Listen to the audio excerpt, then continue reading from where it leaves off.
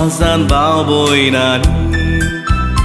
कोणाचेरूच विश्वास ना गो बायल एकाच कोता इश्टाकूय पाप येवंक जायना दोतोर जुईस पुलीस advocat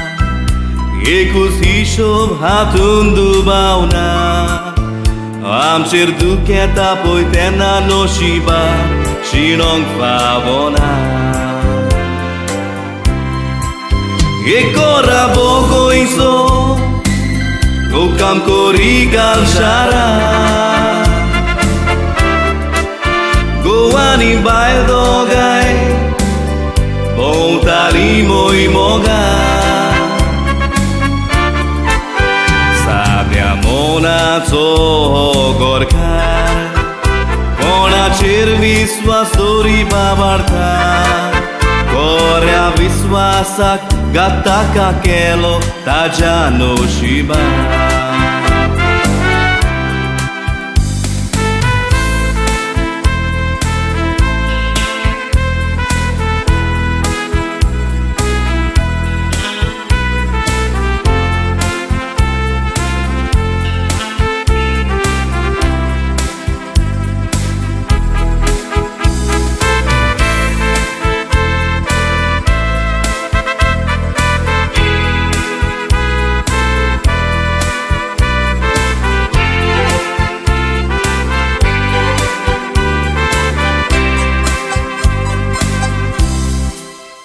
बायल ताची आसली सोबीत दिसो गुलाबाचो कळो एक दीस ताणें आपल्या इश्टाक आपणाच्या घरा व्हेलो बायलेक इश्टाची वळख केली तिका पळोवन तो पिसो जालो मोनान वायट चिंतना आनी बरो नीश आपल्या घरा गेलो गोरकार वेतोच गालफान इश्टो घरांत येता दुडवाची आसता कोण ताचे बायलेक उलयता Sakramentáचो घोव आसतना दुसऱ्या सांगाता मोजा मारता गोरकार गालफान गाम वारोयता बायल ताची पायण्यान दोलता